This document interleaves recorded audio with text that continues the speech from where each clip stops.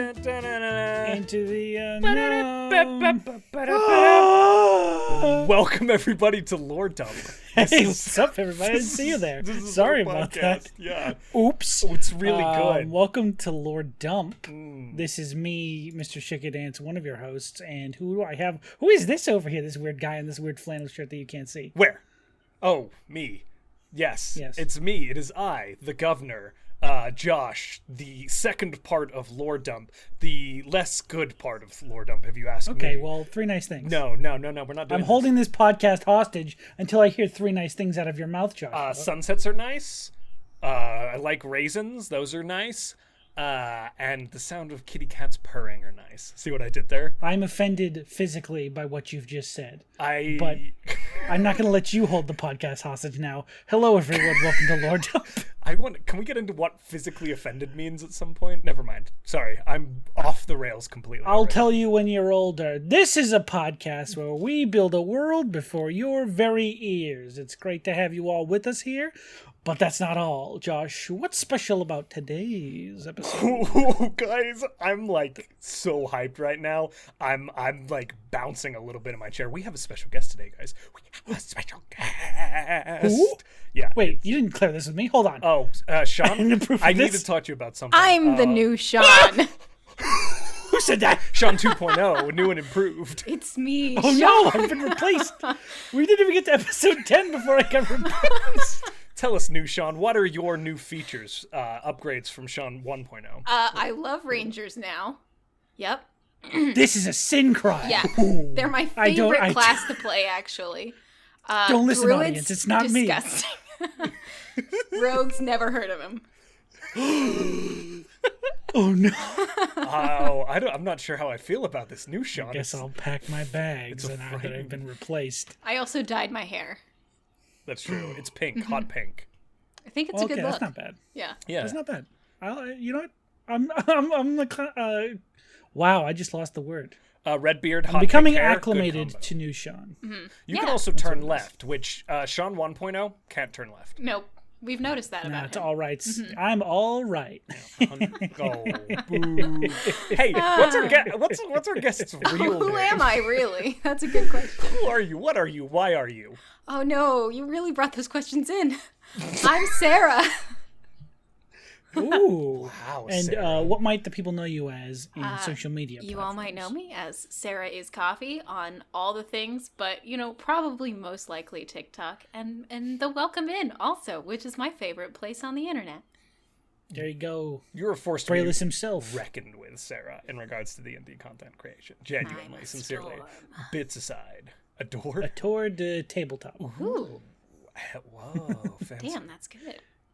Thank you. So we have a guest today, and we're going to do some fun things with our guest. But before we do that, do you know what our viewers can do, Sean, if they want to participate in our show?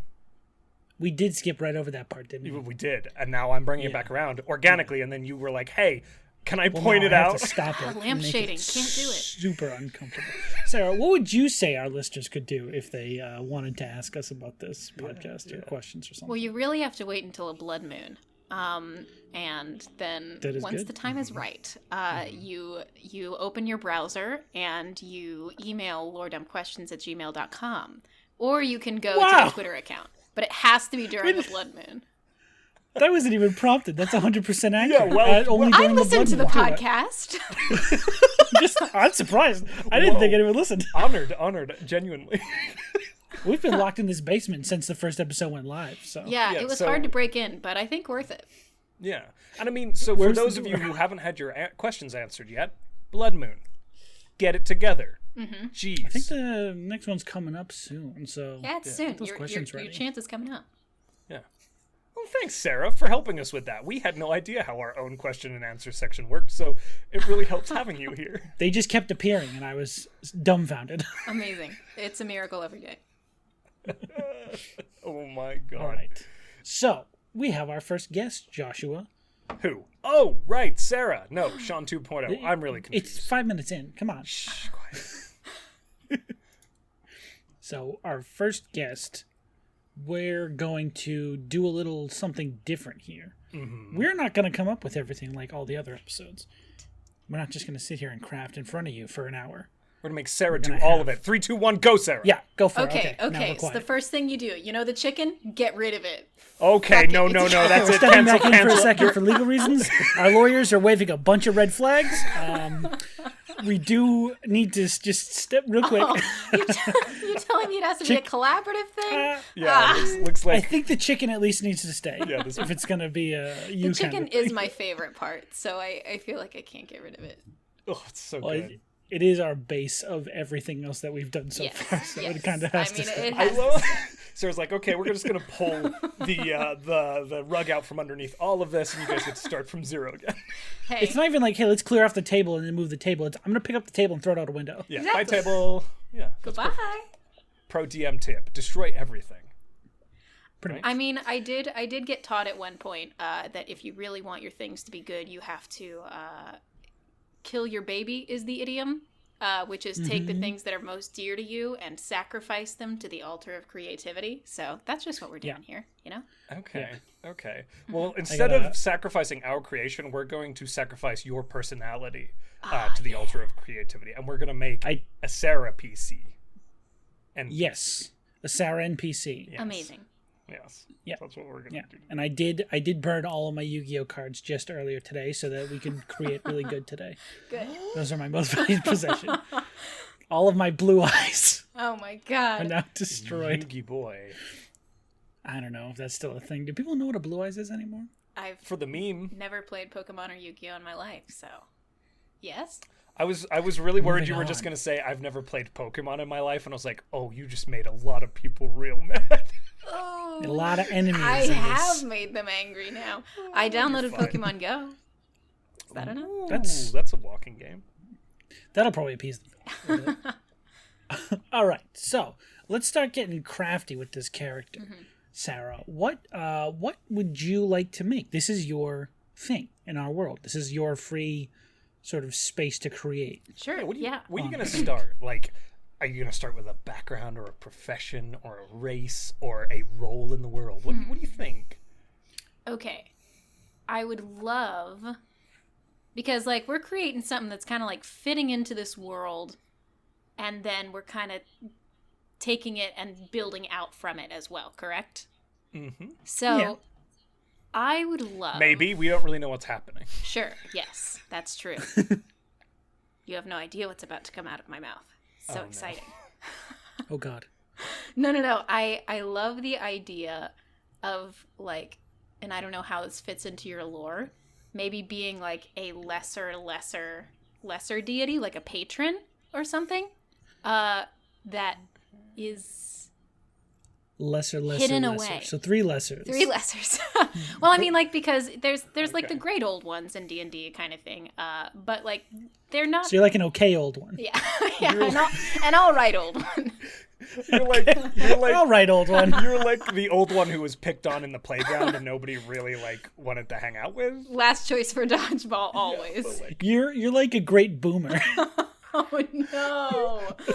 I love the idea of like your warlock is like doesn't get to select their patron and they get stuck with you and they're like, oh man. Yeah, they're like, I got powers from a powerful being, and they're like, oh, what's the being? And they're like, so you're an embarrassing patron, a patron that there's. So I really like how you were just like, you know what, Josh, Sean, I want to be a fucking god. I didn't see it going in that direction, but I do kind of like that. I really like it, yeah. When someone asks you on a podcast, you say yes, and then you say you're a god. Got it. You're wise. You played your cards in the right order. It's true. And I'm excited. Yes. Okay, so you want to be a warlock patron. Mm-hmm. This is interesting. So our world lore has kind of established warlock patrons come in a few shapes and sizes. Sure. Some we haven't even made up yet. Yeah. It could be whatever. But one thing to make it so we can either kill ourselves by completely making basically an entire new pact and so on and so forth, or patron type, or we can like fit you into an existing patron type. Mm-hmm. So like, Great Old One or Fiend or whatever. And you kind of are vibing Great Old One. Is that correct? I think I do vibe with that Great Old One kind of, because fiends are like, I'm definitely evil, whereas Great Old Ones are like, maybe. So you don't know me. Yeah, exactly. Weird. They're unknowable. They're the I hipsters. do like that. Okay, so you fall within the great old one. I don't know what I'm saying. The hipsters of divinity. No. Yeah. Yes. Yeah. Okay. They wear a lot of plaid, tattoos, man buns. I was a patron before it was cool. Yeah, exactly. I had a patron way before it was cool. I just have this weird image of Brayless with a man bun as a patron now for some reason in my mind. But I've gotten some fan art with him in a man bun, and it's my favorite thing in the world. God, he's hot with a That's man fantastic. bun. He is. He's hot all the time. It's a problem. For those of you who don't, don't, the official one? those of you who don't know, Brayless is Sarah's character in Rolling Tides, which you can watch on the Welcome In every Friday. Oh yeah. Hey. So great old one patron. Mm-hmm. Patrons in our world, great old ones really haven't been defined. Like fiends, we've established the 9 hells at this point, and that's canonical. We've talked about the Underdark, which surrounds the yoke, the mantle, as a good source for random patronness. We talked about a gross evil worm thing and possibly fleshing that out, but there's lots of room for patrons there. There's a lot of good stuff in there. So where are you manifesting from? Are you coming across from another plane or space, or are you a part of that yoke gang? Oh, that's so interesting. That's such an interesting Hashtag thought. yoking. What a yoke this is. What a yoke, that guy. Well, from what I remember, coming across the planes in this world is quite the ordeal. Depends on the plane. Okay. Yeah, because the one the chicken's from, that's like a new thing we haven't built out yet. Okay. Yeah, exactly. But the other ones still exist so far. Yeah. The cosmology is a little weird. Sure. We haven't explained how those planes interact with each other in any way, shape, or form. So if you have a plane in mind, we may have to figure out how that plane engages with force the you world. into figuring it out. Yes. That's This is our exciting. favorite Do it part. live. This is you're experiencing lore dump in its truest form, which is us going, "Hey, let's do this." Oh crap! Now we got to figure this out. Now we got to fix this hole. We're splashing around in primordial soup. Essentially. Literally. How does the Feywild live in this world at all? Yes. I want him to be from the Feywild. Interesting. And a great old one trapped in the Feywild? Yeah. That's cool. So let's think. Okay, here's the mythos, right? Around what we've got in regards to at least a god of nature, is that the god of nature dislikes the sentient beings that are seeded across this planet. Ooh. He's the reason that other animals were made is because sentience is irritating and obnoxious, and that god is somewhat dismissive of mortals and sentience. He finds them annoying. Amazing. That's the lore behind it. So what would he be doing or they be doing when they made the Feywild? Like, what's the concept? Did they make the Feywild? That's true. Or is it, like you said, a plane that's just kind of butting up against us? I feel like it always sort of existed in its own way, because this egg is not infinite time-wise. Okay, so here's something that could be interesting. If we predicate that the Feywild did always exist, kind of separate from the egg, then your nature god, who hates sentience, could be directly at odds with this patron boy in a... What's that Greek mythology where the dude brought humans fire and the gods were like, screw Prometheus? you? Prometheus? Prometheus, right? yeah. Kind of like a Prometheus-like patron where the god of nature in your world was like, nah, get out of here. So they're trapped in the Feywild. Interesting. So this Sarahiscoffee is in the Feywild, is something that manifested sentience inside the Feywild against this god of nature's will, and then began hanging out with mortals and giving them more information, which has just pissed this nature god off more. Interesting. So aligning I like yourself it. with this patron will make you a natural enemy of that nature god. Okay, I like that. Now, That's I will a good say, sort of... not a direct... The nature god is kind of like, about this stuff, so okay, it's not cool. like a in-conflict thing. Yeah, I'm going to go play with horses. Yeah. Basically, is their thing. Whatever. But it's definitely irksome to them that you are literally the polar opposite of what this deity would want. Right, In every yeah. way, shape, and form. Yeah. That's really interesting to think Stirring about. up problems. I like that. Okay, that's cool. Okay. I also like the idea of a Feywild-based Great Old One instead of like the Feywild patron or the Archfey. Yeah. I do think that's really cool. That's great. To come at it from that direction. This Great Old One from the Feywild. Now, my question, is the Feywild essentially acting as your prison wardens? The guards, the watchers, the people keeping you there? I would absolutely say yes. Mm-hmm. That's cool. Yeah. Okay. So you're... Because that in its own, like, breeds this whole, like, you have to eventually go into the Feywild for some reason. Mm-hmm. Yeah, there's an adventure there. And you're reaching across the plane to reach your patrons on the mortal realm. Mm-hmm. Which brings in possible hooks for your player characters that would be very, very cool. And that would give, like, I mean, we haven't talked that much about it, but Eladrins that come over from the Feywild into, you know, Toreg, they would have an innate understanding, or at least they would know of this nature god, and they'd be like, I see you up there. Yeah. Ah, yeah, that makes a lot of sense. Yeah. Very interesting. Cool. I feel like this being needs a name. It's very true. And here's the terrible thing. Whenever I need a name, I go on fantasy name generators. Dude, a mood. Sarahiscoffee. Sarahiscoffee? No. Sarahiscoffee. Yes! That's a blast from the past. Kafefe. Oh, no, let's not bring the Trump it back tweet? around. Yeah, that's not what we want. Josh is like, that's a great random thing that no one should have ever said. I've never heard that before. What kind of person would say... Never mind, we're going to get really political here. It's going to go bad. Yeah, we'll stop. Cut. Amazing. Okay, so not that, but... Jeffafa. Dunham. You've been watching a lot of Jeff Dunham recently. Jeffafa Dunham. I've noticed. Jeffafa. Yeah. It's good stuff. Naming is the hardest part. It really is. I always defer to Sean when I need names. What? What? Me? Why me? You're good at them. You came up with Roundtable. Well, this is... Yeah, you are good at names. I can name a show. I can't name a person. It'd be Gréég. Could we? Old Gréég. Old Gréég. Could we do Gréég, but it's just like 2 tildes above the E? Yes. Gréég. Gréég. Honestly, though, like, who's your old god patron? Gréég. I worship the deep one, Gréég. Forbidden knowledge has taught me his name is Gréég. I poured through the old tomes and just found his name there.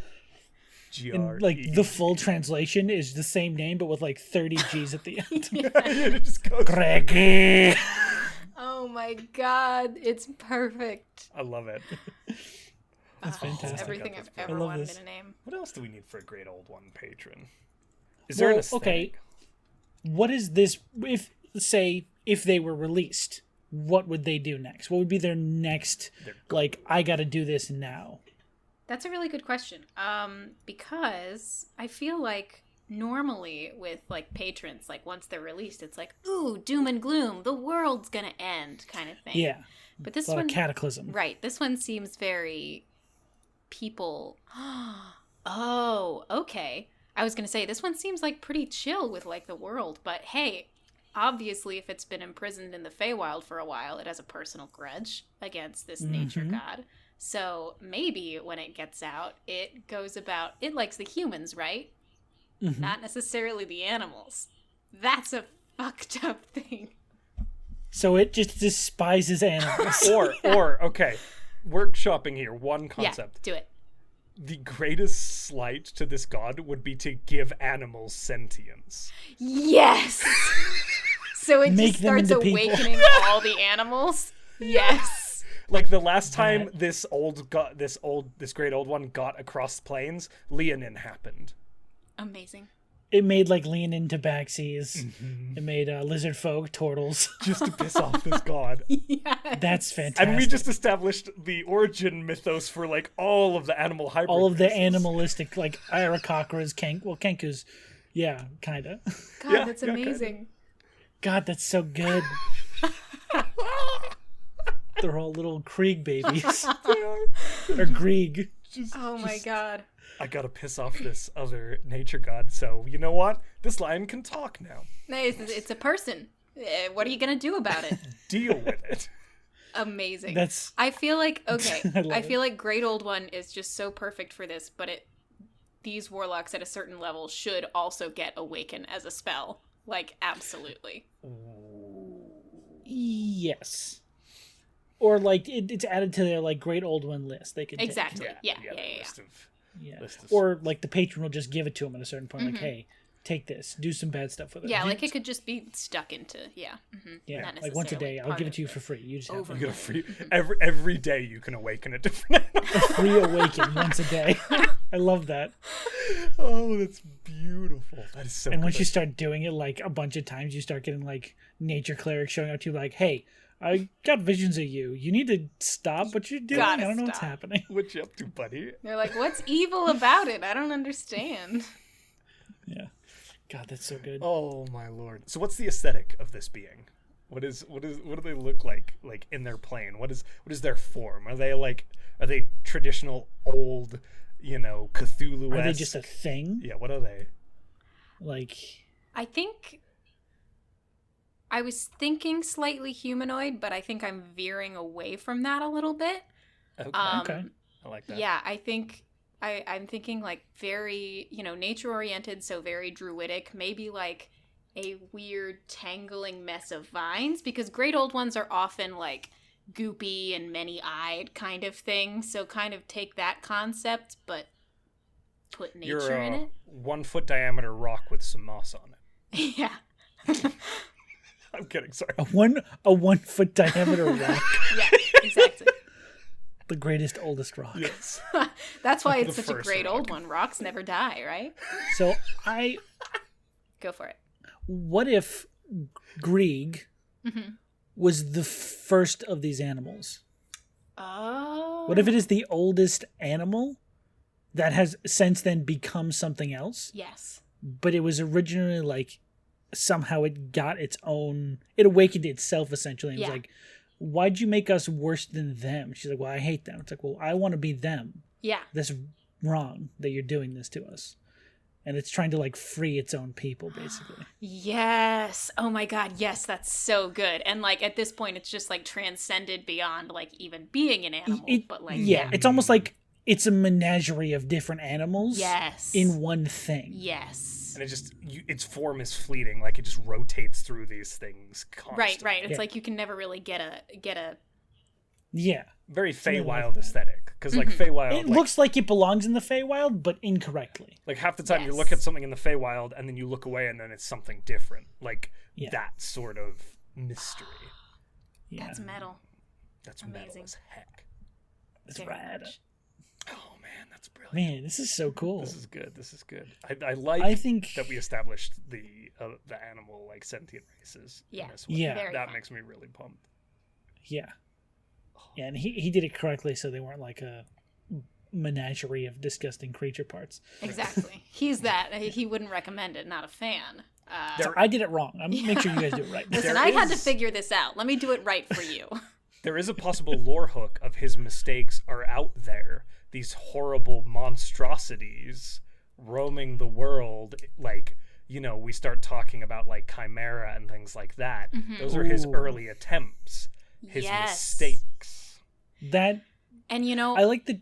Go for it. I was just going to say that's really interesting lore-wise because the nature god could twist that and be like, oh, look at how evil this Great Old One is. Look at these monsters it's created. That's good. And I like the idea that there is no inherent evil to this being. Because, like, the good side of it is I want you to take down those monstrosities. I didn't mean for those things to exist. Right. Yeah. And also there could be, like, if an Aarakocra or, like, a Leonin finds out about the truth of all the way back then and takes sort of like a grudge and tries to, like, get revenge, he's like, that's not what I meant. Go fight that guy. Yeah. Make him stop. Yeah. Like, put him out of their misery. God. Yeah. Yeah, basically. Like there's this whole level it's very along the lines of this world where like good and evil is entirely subjective in this world we've made. And that's what this is. There is no good and evil, it's just everything's obfuscated by not knowing. Yeah, it's perspective. Yeah, I like that. It's really cool. Love that. Cool. God, I love Gréég. I like Greek's Gréég the a lot. best.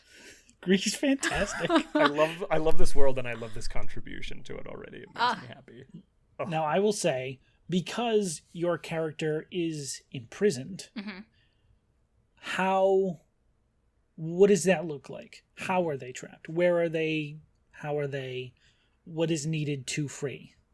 Yeah, that's a good question. So, all right. Let's think about I think a good place to start with that would be like, what are the races of the Feywild and how would they come into it? Because their nature god has probably enlisted the help of a specific race to kind of act as the keepers of this thing, you know? So right now we have it on... I'm going to pitch something here to both Josh and you, because we're sort of almost venturing into creating the Feywild here, which is interesting. Yeah, we are. What if the Feywild always existed, but it was essentially just wilderness? It was like this crazy magical wilderness with no things living in it. Maybe like sprites and like smaller creatures or like hags or something.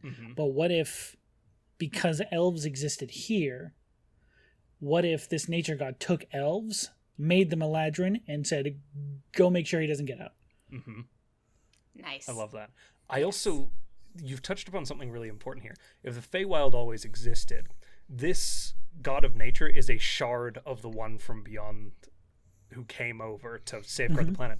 When he broke that shard, this god of nature looked into the Feywild, and that's where he got this concept for a lot of inspiration came from a lot of his inspiration for the natural environment of our world came from the Feywild, hence the almost weird mirror effect that you get. Yeah, the parallels there. Yeah. Amazing. That's very cool. Ah, yes. I like that. Oh, epic world lore. Hey, wow. Love it. Oh, man. Okay, This is good stuff. Yeah, the Eladrin are the Guardians. Yeah. There's probably like a specific place, though, that is like obscured from common knowledge within the Feywild. Sure. That sounds badass. Where he's... Oh, you're saying like a layer of where sorts. He's kept prison. Essentially where his prison is. Right. And that thing tends to be like a subplane a lot more than like a... Yeah, like I like that. Okay, so we need to figure that out. What does that look like? Yeah, I mean, I don't know. I think it would be like... I think normally when you imagine like, oh, a great one is trapped, usually a summoning would take place at some kind of holy place, which kind of implies that they were always somewhere near there. So we've played with the concept that this creature experiments, this great old one. What about a natural laboratory? So we're talking like these plant cocoon style things and weird like this subplane that is like these vats of different experiments and like things like that where he was doing this work. That's some delicious flavor. It's a weird flavor. That's really cool. Yeah. And almost like basically you would get to a part of the Feywild where everything in the vicinity is awoken. You would get to like, talking like blink dogs. What the hell? Yep. Why can they talk? They're doing taxes over there. What's happening? And that's how you know you're getting close. Yeah. And that's like the first sign that you're probably getting close to the area where he's trapped. Right. And it's still part of the Feywild, so it's absolute chaos. Like there's talking, floating trees rotating past you as you walk through this like extraplanar space. Yeah, it's still the Feywild, so you might hear an animal talk and go, it's normal. That's just the Feywild. But then a massive chorus of everything conversing hits you in a cacophony, and you're like, even for the Feywild. Oh boy. It's almost like they've built a little society right next to this thing's prison without knowing why they're so intelligent. Right. Kind of like the what's the word? The essence of it is unable to be fully contained, and so it's just like kind bleeding of leaks out into the world around it. Yeah. I like that. A good name for that. The Awoken Rift. What about the Singing Forest? Ooh, that's good. That's really good. I mean, I'm good with either. I like Singing Forest honestly more. I think it elicits more. I was pulling from like kind of old Gotti, but the Singing Forest elicits more of a perspective of that Feywild. Like it really plays into that. That's what they would call it. There also is a little bit more mystery with that too. Like, why is it called that? You know? Why is it singing? Well, that's because everything there is alive. Right. Well, why are they alive? Well, and this existence in the Feywild then also has a counterpart to some extent in the mortal world. There's a forest where most of the creatures are weirdly cognizant of their surroundings. Perhaps not fully sentient, but the animals and the plants are relatively responsive and intelligent. Oh god, yes. That's so great. And even that makes the plants too, yeah. Yeah, that makes such like a good both where he is being kept and like the regular plane equivalent have really good potential for being beautiful if you know what they are and being terrifying if you don't. So I love that. And it's so alien, like as a concept. Like the whole thing is very, the world, it throws the world's laws on its head a little bit for those entering it, for the PCs and the NPCs. Yeah, it's not like that, I'm going to make a contract with Cthulhu in this world, I guess, for my Pact of the Old One. It's like, well, you don't know. Cthulhu, but we do have Greek. Yeah, we can do something. Oh, I love that. I love that so much. You hear a name whisper back. Gréég. So we've got...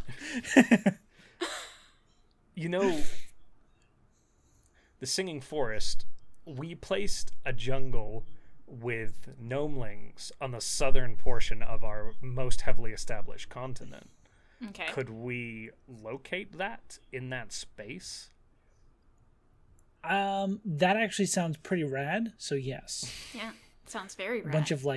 A bunch of smaller races living amongst talking animals, almost like a split community. Mm-hmm. Like there's this gnomeling tribe ship in that area.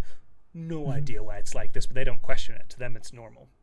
Right. Yeah. Like maybe the first generation thought it was weird, but 3, 4, 5, 6 generations later, it's just the way life is. And they come out into the regular world and they're like, your trees don't talk? This is lame. Yeah, they go to a tree like, how's it going, bud? You okay? Hello?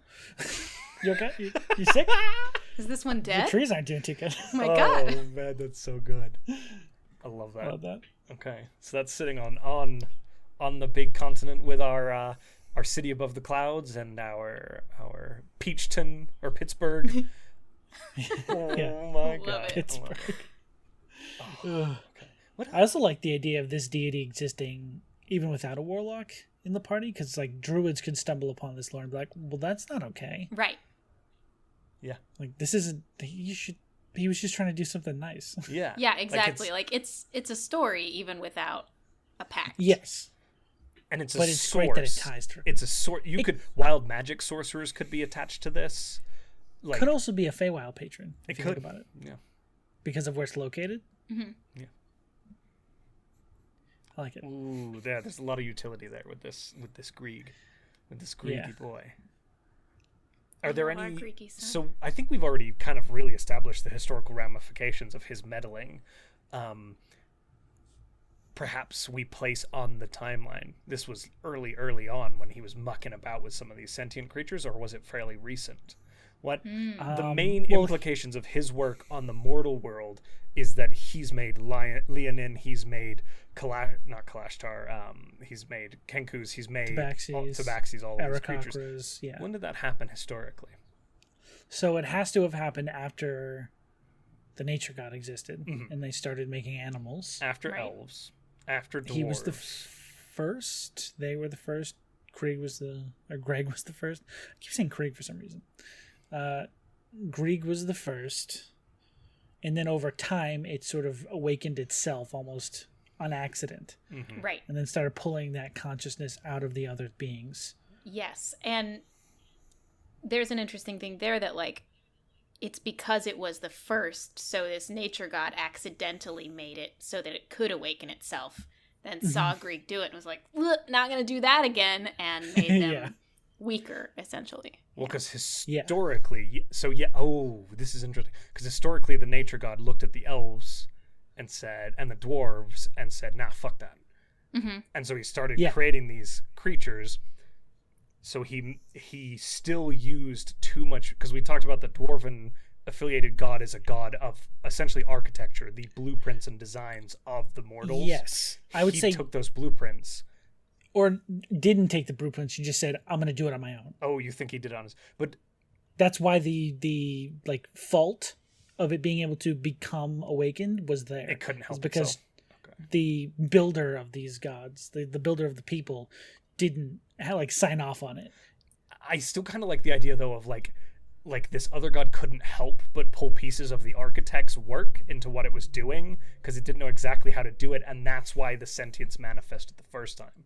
Mm-hmm. I like that, as long as like there's like there was a flaw in the process. Yeah. Of it stealing like the blueprints or whatever. It doesn't have to steal the blueprints, but maybe it was like influenced. Like it saw the architect and the way it did things and it said, well, if I just tweak this, it won't have that like sentience. watched him work. Yeah. It's like, I can do that. Yeah. It's easy. I can just tweak it a little bit, and then turns out sentience is really hard not to do.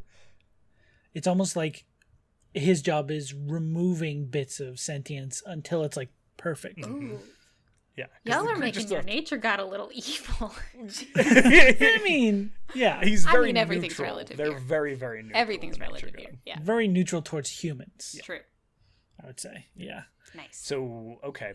So that's kind of... So yeah, pretty far back. That's where it places. And then slowly Gréég developed sentience. And then Gréég... Like a few thousand years. Yeah, then Gréég... Yeah, I don't think it was a snap. No, it wasn't like they woke up one day and was like, I can read. A lot of these things take eons to happen. Like, you know. Yeah. The elf races would need at least really... In my mind, time is very weird. Like, we're talking like 10,000 years of the elves on the planet by themselves, followed by another 5,000 years of the dwarves, followed by the nature god saying, okay, this is goofy, let's do this. And then you begin to see the architect placing the other mortal races after that, and at the same time as Gréég begins to influence these strange animal sentient races. Yeah.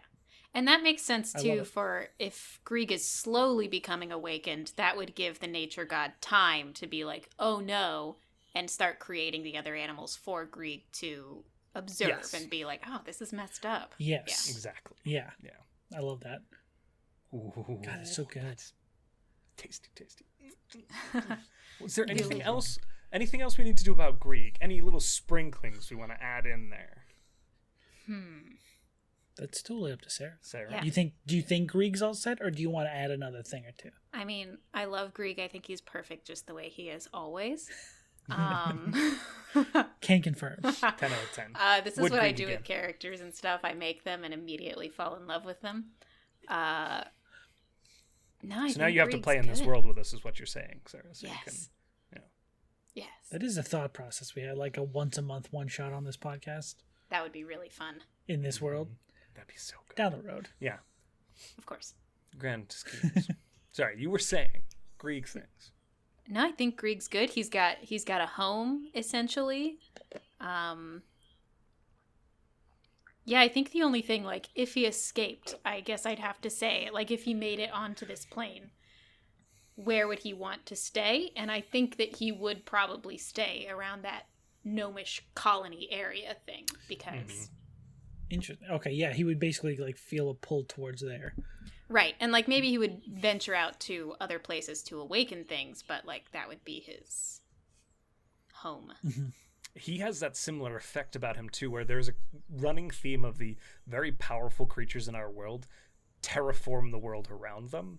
So where he goes, creatures begin to awaken and plant life begins to awaken, period. Because that's a theme Sean established, and I freaking love it. These great beings have massive implications on the planet once they hit the planet's surface. Right. Creation isn't so much intentional as a side effect. Yeah. Yeah. And it might be like passive, like once he leaves an area, those passive creatures that sort of awoken, like sort of like go back to being like lesser, not like awoken anymore, but it's kind of like that was weird. That dog definitely talked like a day ago. Right. Yeah. Am I going crazy? Like these weird like eldritch horror stories almost sort of spread like talking animals like what the fuck is happening? Oh, yeah, like oh my if he god, was and on the how move. cool would that be if like he escaped in the Feywild and like moved to another area and that happened and Yeah. so like And the Feywild is like, it comes up into like the world, and people are like, oh, there was this really weird time 200 years ago when all the animals in this random city could talk for a day. Yeah. Mm-hmm. And like, could you imagine, like, as a DM, your warlock actually manages to, through some sort of ritual, manifest a portion of this creature, and wherever the warlock travels, for some fucking reason he can't figure out why, animals are constantly talking, and so the party is being followed by talking animals. Just the as pack. they Dr. go. Doolittle. Yeah. That's fantastic. Got a Dr. Doolittle warlock. Oh, man. Oh, beautiful. Also, if they take Pact of the Chain, their familiar can talk common. I love that. Look at that. I love that so much. There you go. God, that's gorgeous. really Flavor. Yeah. Flavor. Ooh, it's tasty. All of this Good flavor. stuff. Nom, nom, nom. Man, that was good. Mm-hmm. So, you know, the whole like concept behind this podcast, Sarah, is like homebrew. If you had to give a homebrew tip, what's your number one tip for homebrew? I'm really curious about that because we're kind of we've tied up Gréég in a nice little bow now, and I've just watched you homebrew with us, and it's beautiful. So It's flawless. it's amazing. So what's your one homebrew tip for our audience? You can think about Or it. what's by your the way, process we can cut like? this. Yeah. What's your process? Oh. I mean, actually, I did think about when I was first listening to Lore Dump, and then I found out that you guys were like, hey, come along and join us. I thought about, like, how do I homebrew? And I kind of thought that everyone did it the same way, and then I heard you guys talking about how you did it, and I was like, that's so vastly different from anything that I do, which is so interesting. So, because I think you said that, Sean, you usually start with like the gods of the world, and Josh, you start with like the geography of it, and that's. I always start with a problem. Like, I fast forward to a full creation of a world and say, like, okay, say that I have a world. What's like the biggest problem if I were to write a book about this? And then I think about like the implications of that problem. Like, okay, there's a huge BBEG who wants to take over the world, the most basic kind of problem that you can have in a D&D campaign. Why does he want to take over the world? Because the world is economically ruined. Nobody can get food. Why can nobody get food? Well, there's something wrong with the trade. Well, why is there something wrong with the trade? Because the countries can't get to one another. Well, why is that a problem? There's war. Why is there war? The gods hate each other. Who are the gods? And it just like kind of snowballs into more and more questions until it gets to the beginning, which is the creation. So I kind of work backwards. Here's this Interesting. thing that I'm starting to piece together when I speak to like us and when we have these conversations. So your reverse engineering essentially is your method, which is really cool. I love that as a method. What's really interesting to me is it's with all three of us, it's cause and effect. Because when I say I start with geography first, it's why does the geography look like this? What cataclysmic events, what cultural events have caused it to be like this? When Sean does the gods, it's what impact would the gods have to this existence. And when you do reverse engineering from a problem, it's why would this happen? It's all cause and effect every single time. So I guess that's a great homebrewing tip, is just think about cause and effect. Like, everything has a purpose, everything has a reason to exist there, even if that reason seems ridiculous or useless. It should be a trail that's easily followed in both directions. Yes. You can go from effect to cause and cause to effect, vice versa, like the whole way down. I think that's very interesting to start from. This is the problem. How did we get here? Yeah. Let's create backwards. I love that idea. It's fun. My brain doesn't work like that. I heard you go back like 15 steps. I'm like, where do we start? Wait, pause. What's up? Pause the movie. I'm so confused. See, I have this that's image me. of like Sean tries this method, and 3 days later you walk into his apartment, and he's wearing just his boxers, and there's chalk and red paint everywhere, Paper all and over. it just smeared over the walls, and he hasn't eaten in a week, and he's got It's this that, feral look on his eyes. It's that Always Sunny in Philadelphia Yes, meme with where the- Charlie with the points at board. the Charlie board. Day meme. This Yeah. has to mean something. Amazing. Oh, that's so good. Though. And what would be your first tip, since we have a little bit of your process? What would be like a tip that when you're building your worlds, that you're like, this is what helps me? I mean, can I give the most basic tip that I feel like every DM who homebrews gives, which is like steal. Oh yeah, Please reiterate that. One of our biggest stances. I just love stealing, man. No, it's not like you shouldn't completely rip if you're doing like a public game. If you're doing a home game, do whatever you want, you know? Like set a world completely in the world of, I don't know, or in High School Host Club. That's what's in my brain right now. Josh already does that. It's true. Yeah, that's my home game with all of my Orin High School Host Club friends that I have many of. We all sit and, you know. I gotta join that game. I gotta get in there. Yeah, we'll get you in. Yeah, we're missing Bunny Senpai. Sorry. This is a niche bit. I know. And here's the thing. Like I said, I haven't watched it since like high school, so I remember the basic premises, but anything beyond that, I'm like, yes, of course. This is amazing. Sean's sitting here like, and sure. Let's get Bunny Senpai in there, dude. Love it. All about it. Sean is sitting here like, okay, that one's hitting the cutting room floor. I'm the weird one in this room. That's not good. Oh no. No, but definitely. There's no shame in taking inspiration from like the favorite things that you like to read, to listen to. I literally the session that I DM'd this last Sunday was completely based off a book I read when I was a kid. Like, there's no, have fun. Take your time. Take the things that you like and make them into something that you like even more. Yeah, fully. It doesn't have to be like the whole campaign. You don't have to steal like a movie. Get that flavor. But yeah. Recently, I realized that I think gargoyles are boring. So I turned them into the Weeping Angels from Doctor Who.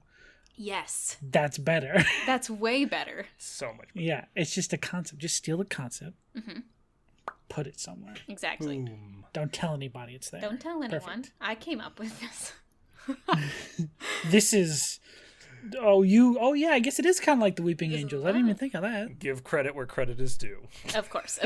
But like everyone, obviously. even your favorite, most famous DM draws inspiration from the media that they love. Like, the things that most come to mind for me are like Brian Murphy from Not Another D&D Podcast, like uses stuff from the video games that he plays. Like Donkey Kong? Yeah, like Donkey Kong.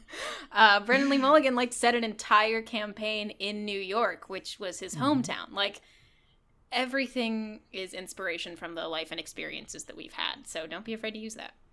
When I came to this weird realization the other day, because, you know, I run a campaign in Saltmarsh that is heavily homebrewed, and, that's, everything... If you're using any kind of the canonical lore from Dungeons and Dragons, if you touch upon something with the devils and then repurpose that slightly, you are taking that from D&D's canon and altering it and homebrewing it. So it's it goes both ways. A lot of the time we're well, either you're a homebrewer or you're a scenario. You're all doing the same damn thing most of the time. Unless you're running a set adventure module. You're just pulling bits and things and inspirations and then placing it into a story. There's some differences in geography and setting and things like that. But I was reading through something for Saltmarsh regarding some deep lore for Oerth and Greyhawk setting, and I was like, I'm not going to do this. So now that's going out the window, and I have my own thing, and I'm just inserting that into Greyhawk. So what does that mean? It's a weird process, and I don't think people cognate it the same way they should, or the right way. Right. So kind of like how Sarah homebrews her planets in reverse, you're almost terraforming Greyhawk to be homebrewed from the inside out. Yep. Yes. Exactly. That's a great way to think about it. Yeah. Yeah, yes. Terraforming is a really good way. Either way, we're all doing a form of terraforming. We did that with our Nine Hells. We took a very large existing piece of D&D lore and we repurposed it and terraformed it to fit our needs. Perfect. And I mean, if we're really getting into the nitty-gritty of it, D&D is a game that's taken from the biggest fantasy tropes that were already created. So we're all just doing the same thing over and over again in new and exciting ways. Yeah. Yeah, with our friends. God, that's beautiful. There you go. Guys, that was so insightful. Don't act so surprised. Whoa. That's what the show's supposed to be. We just never do it because we're always making shit jokes. We're always making. It's usually the insight is heavily buried under a whole bunch of poop jokes and stupidity. Yeah, you and me throwing memes at each other. Yeah, and you have to like peel the layers back. This really bubbled to the surface. Yeah, this is good. Well, thank you. But you coming on and giving us a whole new perspective has been delightful to sit here and work through. It's been great to be here. Where can our listeners find you, Sarah? Tell them. Tell us everything. Don't leave out a single place. Your address, your social security number. Well, okay, calm down. That's a crime, Josh. Stop it. I mean, I'm on a podcast, so I have to do what the hosts say, right? Yeah. Mm-hmm. Okay. Is that true? Don't do it. Yes. Don't do it. Don't do it. My serial number? Oh no. Serial number is I'm a robot. I'm so sorry I had to break it to you this way. None of you have seen me in real life, so you can't prove it. It explains a lot of behaviors, guys. Yeah. Well, there was that time where I got really upset and was like, I need oil. And y'all thought it was for my car, but it was for me. There was that time you can find me. Your skin suit on and you were just bits of metal. There was that time. Exactly, yeah. Should have known. I exist on TikTok. It's all under the Sarahiscoffee umbrella, as it were. And Twitter and Instagram. Also, I stream on Twitch now, which is super fun. I just play story games, and it's great. Because I can't sit through playing, like, co-op shooter games. I can't do it. And I'm also on the Welcome In, which I love so much. I DM and play there. It's so great. And yeah. Oh, and I'm in another campaign that plays on Mondays that is, I believe, still on Fish Whiskey Live right now. By the time this goes live, it will be on that other one probably. Oh yeah. Okay, so that's true. It's on the D&D Moms channel. Very cool. Very sick. We're stocking up on episodes in case the audience hasn't noticed. Yeah, yes. This is a bit behind. Yeah, we're like way ahead.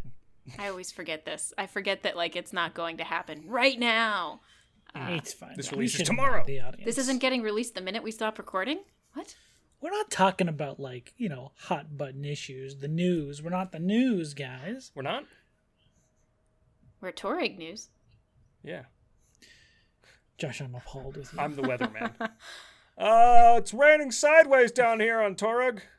Oh. Now over to Josh for sports. They kicked the ball at the field goal, and now everybody's cheering. Now away for Josh for sports. Now over to Josh for celebrity gossip. This man had a baby adopted from this I'm not good at that. Now over to our critic for movie reviews. Josh, go ahead and take it. Oh, you're making him cry. This just in, hot COVID update. Josh, take it away. I just want it to stop. Please make it stop. Why are all these anchors crying?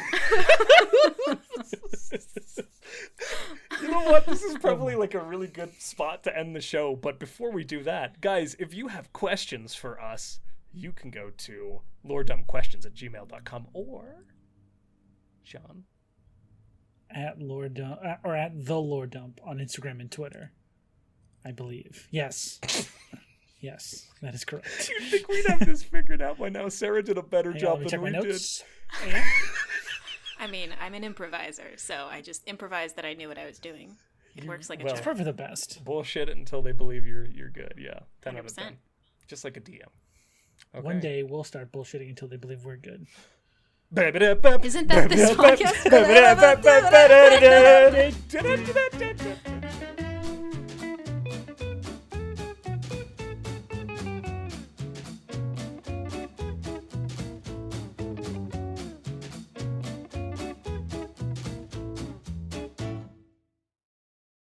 I don't know why they're saying I control this sentence.